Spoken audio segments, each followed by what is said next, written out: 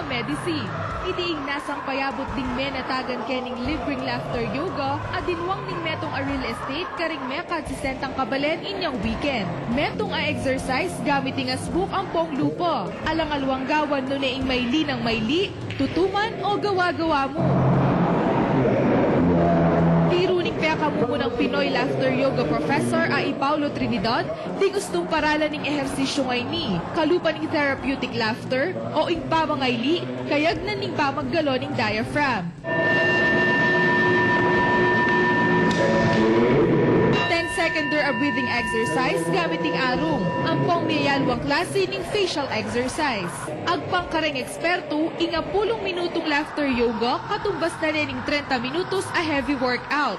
At iti makasaup mo naman king masanting a sirkulasyon ng daya king katawan, makali siya king sakit a cancer at makabawas stress. Liban kaniti, makapagpasanting mo naman iti king mood at malyaring makaragdag hanggang 10 banwa, king kaba ning biening tao. Jel Sigi, ABS-CBN News. Samantala, tingaliwa pang balita, Pantawid Pilipino Awardee, kilala ng report ng Tricia Mastoles.